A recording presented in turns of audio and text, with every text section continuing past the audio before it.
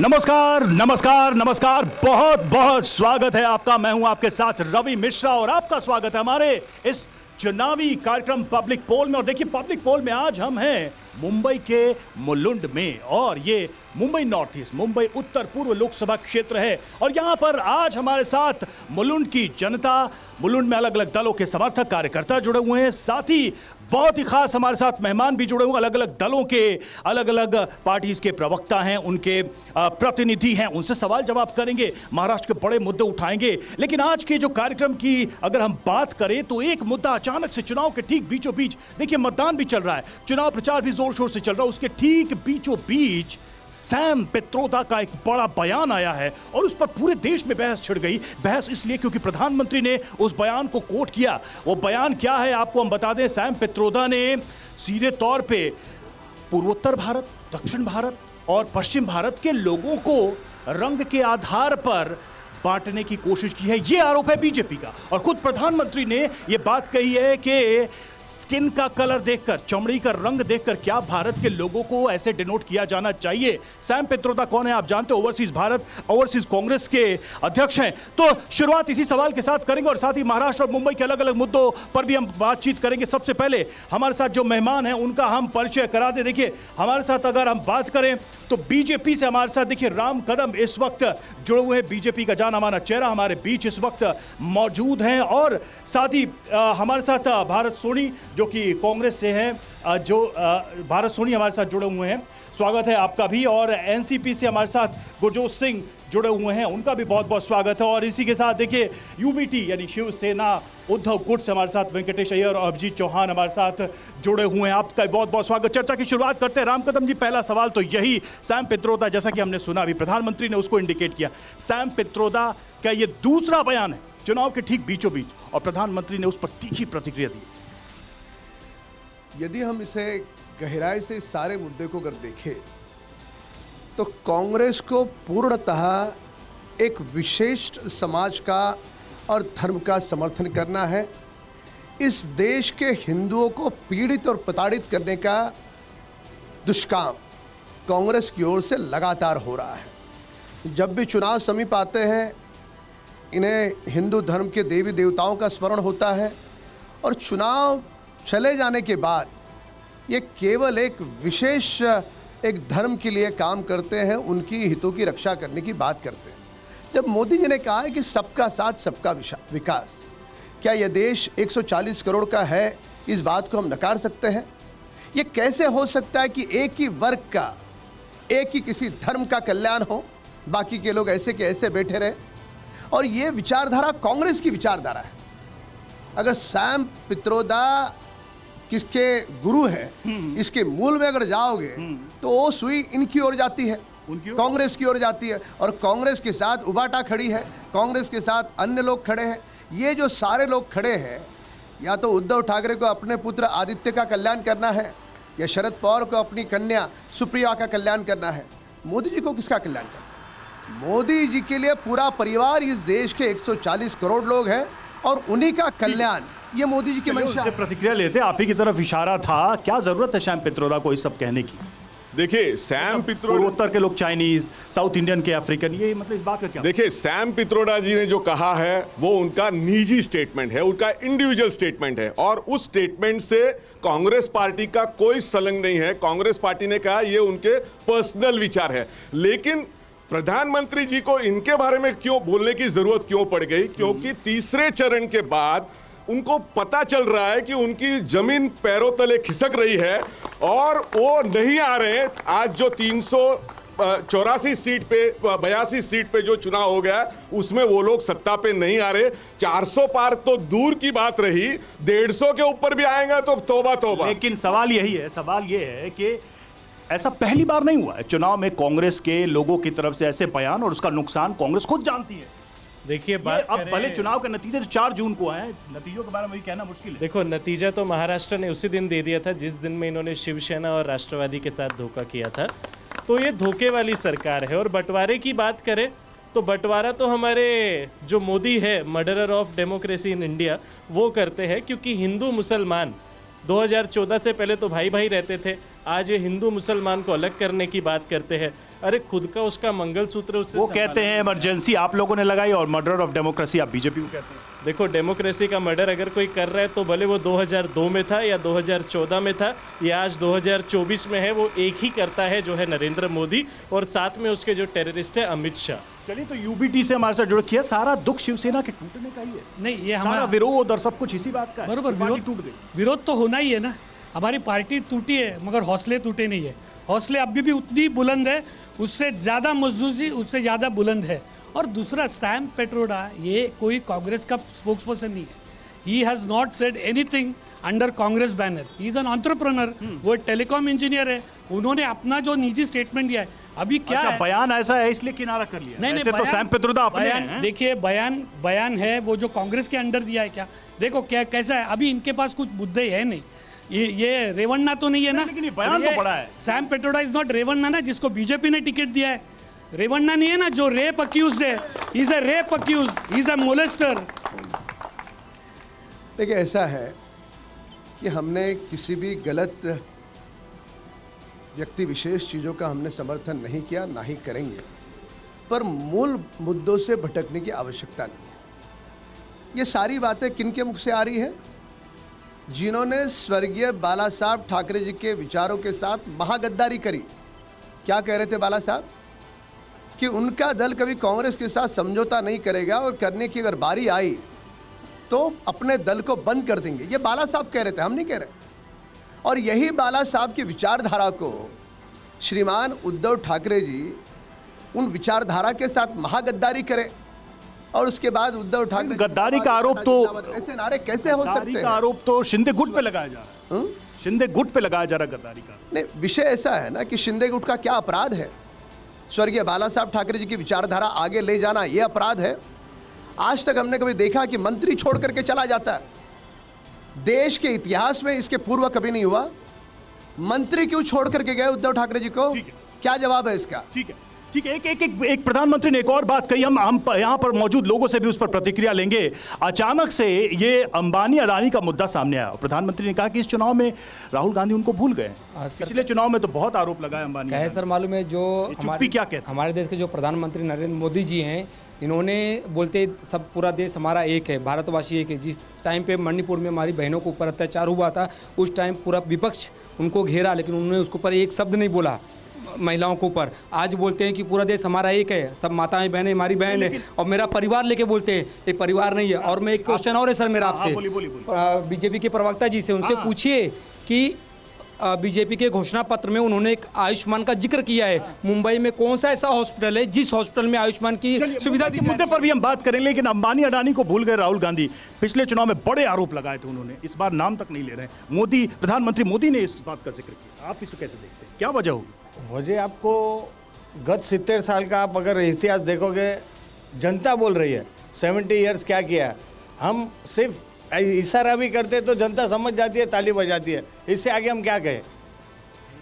देखिए, अगर अडानी अंबानी के मुद्दे पे बात करें स्पेसिफिकली, तो अडानी अंबानी ये एक बिजनेसमैन है, इंडस्ट्रियलिस्ट है। ये सबके लिए इन्वेस्टमेंट करते हैं जहाँ इनको अच्छी अपॉर्चुनिटी मिलती है।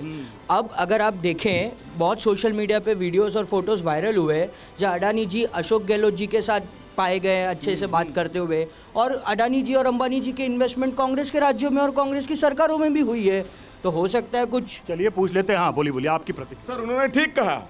अडानी जी का प्रोजेक्ट्स राजस्थान, प्रधानमंत्री का बयान सुना ना, राहुल गांधी और अंबानी अडानी को लेकर। अडानी जी वाले मुद्दे पे मैं चाहता हूं उस पे आप बोलिए। वो हाँ, तो उनका तो- सवाल हमने तो- सुन लिया, उनका हाँ। जवाब सुन लिया। सी देखिए, कांग्रेस पार्टी से कैसे देखती है? राहुल गांधी चुप क्यों हो गए अचानक? राहुल गांधी जी बिल्कुल चुप नहीं है। आए दिन और रोज अडानी जी और अंबानी जी का नाम लेते हैं और चुनाव में तो वो मुद्दा ही रहेंगे। नहीं। चुनाव में भी मुद्दा है, रोज बोलते हैं। लेकिन देखिए, अगर वो मीडिया उसको अगर नहीं सुनेगी और मीडिया उसको प्रसारित नहीं करेगी तो उसमें हमारी क्या गलती है? आप लोगों ने उसका प्रसार करना चाहिए। वो रोज बोलते हैं, वो कल भी बोले हैं, परसों भी बोले हैं। राम कदम जी, बात हम तक आ गई। मतलब मीडिया नहीं दिखाती, राहुल जी सब कुछ बोलते हैं। सब कुछ बोलते हैं क्या? इस बार तो बात आ रही है कि चुप है अडानी और अंबानी के मुद्दे पर। प्रधानमंत्री ने कहा कि ऐसा क्या हो गया, क्या मिल गया? देखिए, यदि विगत 10 वर्षों में क्या विपक्ष के पास एक भ्रष्टाचार का मुद्दा उनके हाथ लगा? कोई नहीं लगा। इन्हें पूरी तरह से इन्होंने खंगाल करके देखा जब इनके कार्यकाल में हर महीने में लाखों करोड़ का भ्रष्टाचार होता था। मोदी जी 10 वर्षों से है, एक विषय पर, भ्रष्टाचार के विषय पर ये लोग बोल नहीं पाए। ये केवल मुद्दों को भटकाने का काम। वो आरोप लगाते हैं कि वॉशिंग मशीन आपके पास। आज के वर्तमान समय में कांग्रेस दल ये एक राष्ट्रीय पार्टी है, पर महाराष्ट्र में उनकी क्या हालत है? उद्धव ठाकरे गुट ने कहां पर इनका उम्मीदवार घोषित कर दिया, कांग्रेस को पता तक नहीं। यानी एक राष्ट्रीय दल प्रादेशिक दल के सामने इस प्रकार से घुटने टेक करके बैठा है कि मान कर चलो कि उनकी कोई औकात नहीं। ये ऐसा हाल कांग्रेस का महाराष्ट्र में सारे देश भर में है। इस कारण कांग्रेस मुद्दों से भटक रही है, विचारधारा से भटक चुकी है। राष्ट्रहित प्रथम होना चाहिए, इनको तो राहुल गांधी का प्रथम हित है।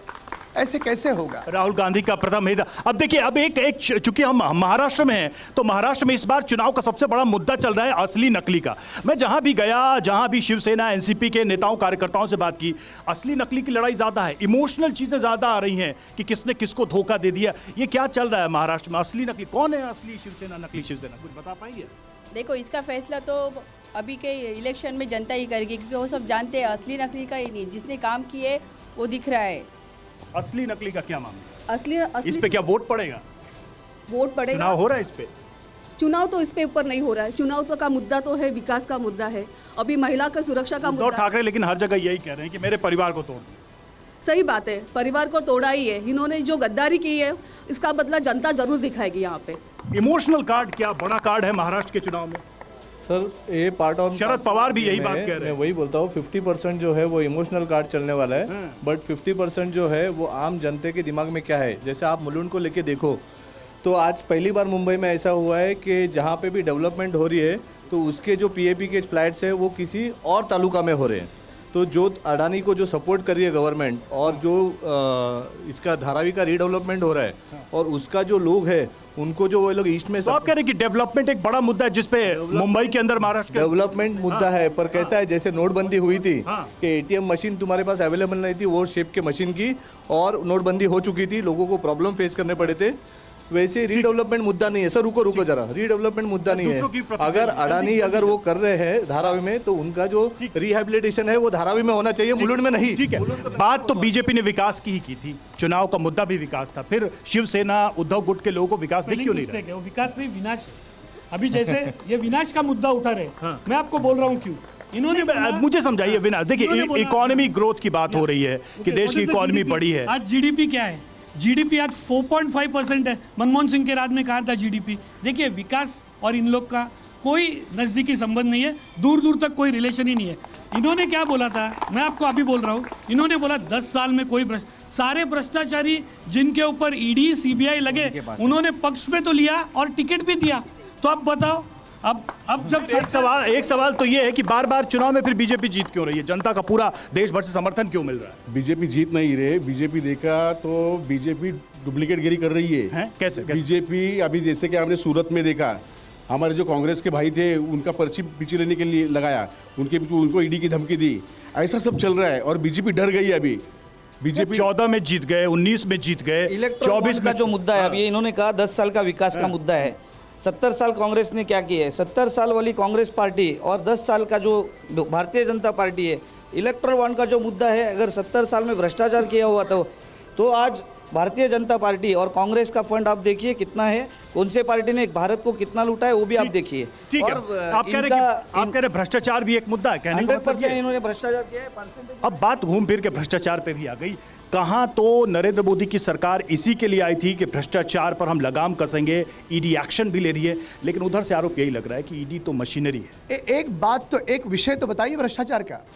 इनके पास बार बार क्या विषय आता है? क्या अनिल देशमुख 1.5 साल जेल में थे, क्या किसी न्यायपालिका ने उनको राहत दी? वो पार्टी से लड़ रहे हैं। न्यायपालिका ने किसी को राहत दी अनिल देशमुख जी को? नहीं दी। जो पूर्व गृह मंत्री थे, 100 करोड़ रुपए वसूले जा रहे थे पुलिस के द्वारा, क्या इस बात को नकारा जाता? वही एक नैरेटिव, वही मुद्दा कह रहा हूं कि जब इनके पास एक ही मुद्दा होता है कि इतने सारे लोगों पर ईडी सीबीआई की कार्रवाई होती है, तो ईडी सीबीआई की कार्रवाई उसके बाद न्यायपालिका समर्थन क्यों नहीं करती? न्यायपालिका इनको राहत क्यों नहीं देती? ये पॉइंट है कि भाई कोर्ट तो गए ही थे, कौन नहीं गया? केजरीवाल से लेकर सभी कोर्ट गए।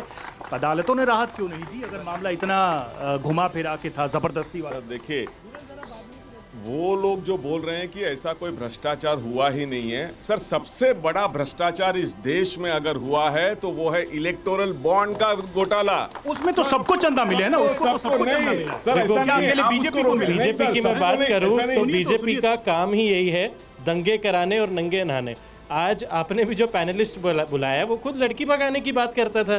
तो ऐसे इनके लोग हैं जिनके नंगे वीडियोस आ रहे हैं, जो चोर है, इनको विकास का तो कुछ करना ही नहीं है। देश कांग्रेस के काल में दंगे नहीं हुए, कांग्रेस के टाइम पे दंगे नहीं हुए थे। जो दंगे कांग्रेस के टाइम पे, वो आरोपी आज भी जेल में बैठे। अगर कोई बॉम्ब ब्लास्ट होता था वो आज भी जेल में बैठे, वो भारतीय जनता पार्टी की वॉशिंग मशीन में नहीं गया। कांग्रेस की बड़ाई आप लोगों के मुंह से थोड़ा अजीब लगता है। देखिए, कांग्रेस की बड़ाई इसलिए हो रही है, कांग्रेस ने दंगे नहीं किए। नहीं, साथ में रहने वाले पीठ में छुरा। नया याराना है लेकिन आपका। नहीं, नया याराना है, उनके साथ पुराना था और बहुत लंबा तक चलेगा। याराना उन्होंने तोड़ा है, पीठ में छुरा उन्होंने बोका है, इन्होंने घर तोड़ा है। पार्टी तो दूर, इलेक्शन तो अपने आप चलते रहेगा, इन्होंने घर तोड़ा है। आप देखिए, शरद पवार, अजित पवार, उद्धव साहब की पूरी पार्टी तोड़ दी। जो उद्धव साहब के पार्टी में कुछ इनका भी योगदान था। राम कदम जी, अभी आपने सुना ही, वो कह रहे हैं कि भाई दंगे वंगे वाली पार्टी है बीजेपी। हम कांग्रेस के राज में तो कभी दंगे ही नहीं हुए, साफ करें। और जो जिन पे हुए उन पे कार्रवाई। विषय ऐसा है कि कश्मीर में भी यही लोग हैं जो कह रहे थे कि धारा 373 हटने के बाद पूरे देश में दंगे होंगे। एक पत्थर नहीं उठा वहाँ पर। पूरे 10 वर्षों के कार्यकाल में जो हर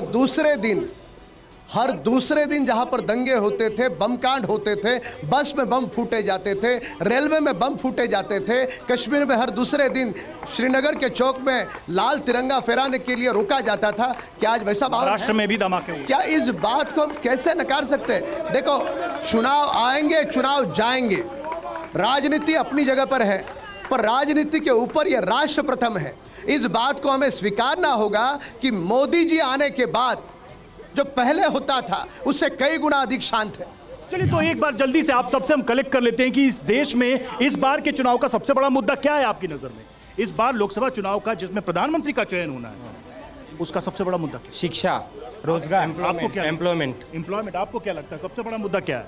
युवा लोग का जॉब, नौकरी। बीजेपी को भगाना है सबसे बड़ा मुद्दा। बीजेपी को भगाना है क्योंकि सब नौटंकी। बोलने दोगे तो बोलता हूँ। बोलिए। जो बीजेपी के प्रवक्ता है, इनसे मुझे पूछना है कि जो रजनीकांत की फिल्म है जिसमें 3 घंटे में वो रोड डेवलप करते हैं, सब करते हैं, उस तरह मोदी जी ने कहा है कि रोज IIT बन रही है, एम्स बन रहे हैं, वो कहाँ बने, वो जरा प्रवक्ता से पूछना है हमको। ये सवाल भी रहे। तो सबसे बड़ा मुद्दा क्या है इस बार? सर, सबसे बड़ा मुद्दा इस वक्त जो है बेरोजगारी का है। और महाराष्ट्र में जो आरक्षण के बारे में चल रहा था, धनगर आरक्षण, मराठा आरक्षण, जो भाजपा जानबूझ के केंद्र में सत्ता होने के बाद भी वो नहीं दे रही है, ये सबसे बड़ा मुद्दा। सबसे बड़ा मुद्दा क्या है? मुद्दा लोगों को दिख रहा है कि जो गत सालों में भारत का विकास नहीं हुआ है, वो विकास आने वाले 100 दिन में होगा। सबसे बड़ा मुद्दा क्या है? राम मंदिर का सबसे बड़ा मुद्दा है। ये कह रहे हैं राम मंदिर का सबसे बड़ा मुद्दा। 99 से लेके आज, राम कदम जी भी एक मराठी है, पर 99 से लेके 2024 पिछले 25 साल में ईशान्य मुंबई से भारतीय जनता पार्टी ने एक मराठी को योग्य नहीं समझा कि लोकसभा की टिकट दे। तो इनके पास राम कदम जी है। राम कदम जी, आपको टिकट मिलती शायद मराठी वर्ग खुश होता, आपको टिकट नहीं, और 25 साल से एक मराठी को टिकट नहीं। राम कदम जी से पूछ ले, उनसे सवाल हुआ है, आपसे सवाल हुआ। देखो, जब करारी हार सामने दिखती है ना, तो इस प्रकार की मुद्दों की आड़ विपक्ष लेता है। वहाँ पे हुआ क्या था?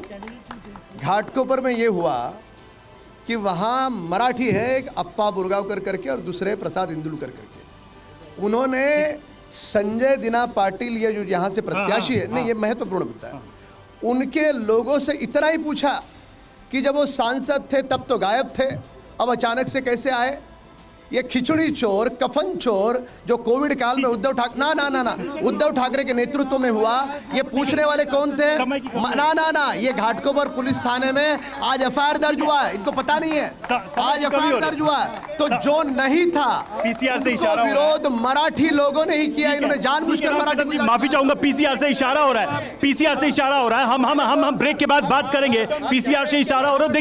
देखिए, मुंबई उत्तर पूर्व की जनता, नेता, यहाँ के पार्टी के प्रवक्ता अलग अलग विषयों पर अपने विचार रख रहे थे। पब्लिक पोल में यहां से तो फिलहाल इतना ही, सीधे चलना होगा स्टूडियो, लेकिन कल किसी और जगह महाराष्ट्र में, मुंबई में लोकसभा क्षेत्र से आपसे होगी मुलाकात।